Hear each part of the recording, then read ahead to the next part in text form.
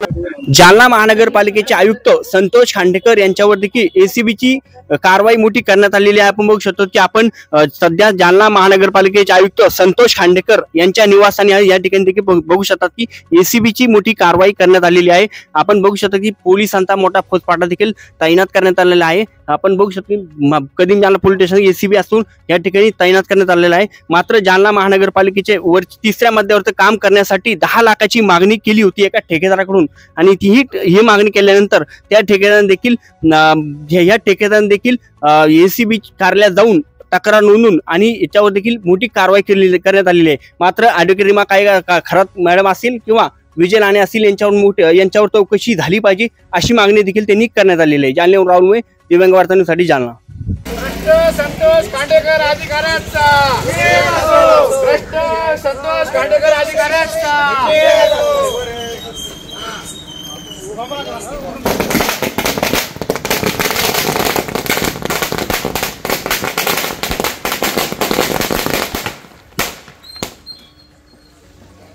Role madam काय सांगणार जो अँटी करप्शन झाड पडलेली आहे, काय सांगणार म्हणजे अति तिथं माती, यालाच म्हणतात अति तिथं माती। अतिशय आनंदाचा दिवस आहे।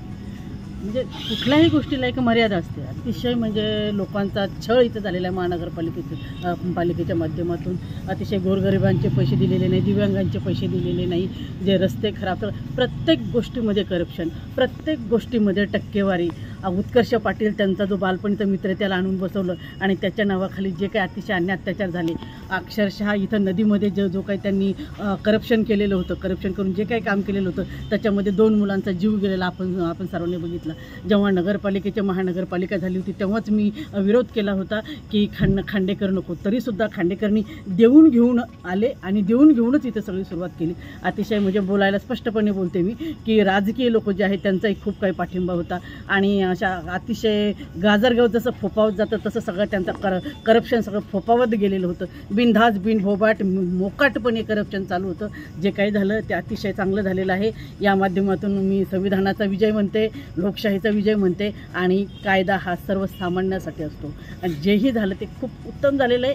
आमची अशी अपेक्षा आहे की आता तरी येणारे आयुक्त जे आहेत तर हे अगदी नॉन करप्ट यावेत, काहीतरी यातून धडा मिळेल। कसं असतं, म्हातारी मेल्याचं दुःख नाही पण काळ सोकावत जातो। हा काळ खूप सोकावलेला होता, आता कुठेतरी याला ब्रेक लागेल आणि खऱ्या अर्थानं जालन्याची इथून पुढं फार भरभराट होईल।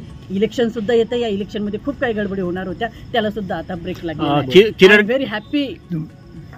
किरडकरांनी देखील अशीच माती केली होती जालना शहरात। आता त्याच्यानंतर पुन्हा तुम्ही आता त्याच्यानंतर आता आयुक्त खांडेकरांनी देखील माती केली। हे जालना आहे, जालन्यात धडा शिकवल्याशिवाय राहत नाही, इथंच सगळं फेडावं लागतं। जालना असं आहे, इथले लोक असे काही पुण्यकर्म करणार आहेत की शेवटी त्रास होतो त्यांना, परंतु सगळे अधिकारी इथंच फेडून जातात। आजच्या ईडीच्या म्हणते अँटी करप्शनच्या रेडबद्दल काय सांगाल?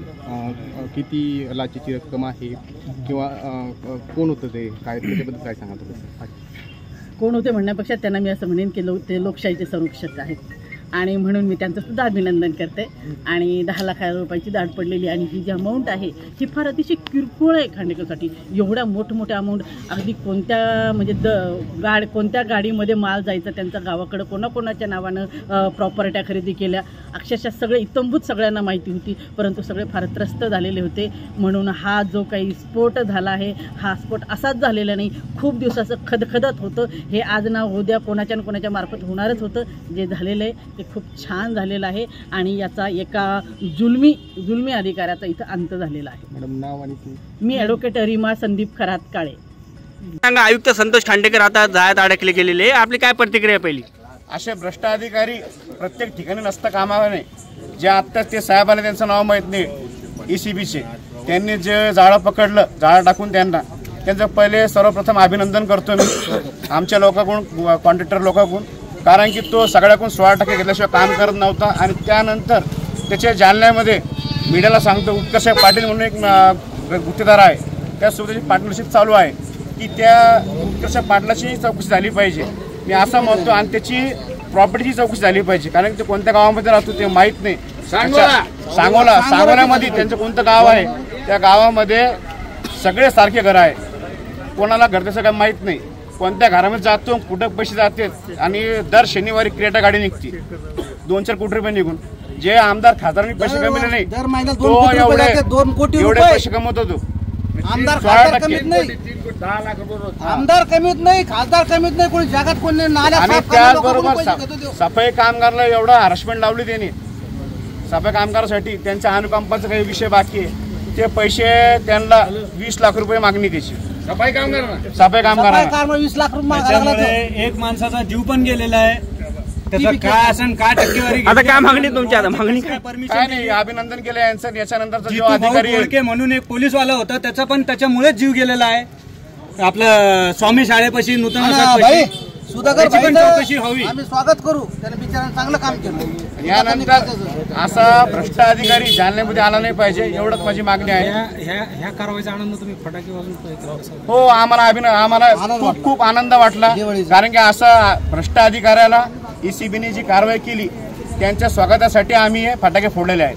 अशा अधिकाऱ्यावर ECBने तात्काळ कारवाई करण्यात यावी. आणखी किती अधिकारी आहेत जालन्यात? जालन्यामध्ये जिल्हा परिषदला आहे, बांधकाम विभागाला आहे, PWDला, जलसंधारणला आहे, भरपूर ठिकाण आहे. आता बाजूचं ऑफिस बघा, तहसील ऑफिस, रजिस्ट्री ऑफिस, इथे बी भरपूर जण आहे. डुप्लिकेट तिथं आपला गणेश राजपूत आहे. डायरेक्ट नाव घेतो मी, राजपूत रजिस्टर ऑफिसला गणेश राजपूत डायरेक्ट पैसे घेतो, त्याचे 1 लाख रुपये. किती वेळा बदली झालेली आहे. पुन्हा इथे परत इथं तेच संतोष खांडेकरनी केलं, आता तो तेच करणार आहे. त्याच्यावर कारवाई झाली पाहिजे गणेश राजपूतवरती, कारण की तो एका कोणत्याही सामाजिक जयंती राहू द्या 1-1 लाख रुपये पावती का देतो? कुठून देतो? कुठून पैसे येतात? अध्यक्ष आपलं नाव सांगा. सुनील सुधाकर रत्न बारके, छत्रपती फाउंडेशन अध्यक्ष.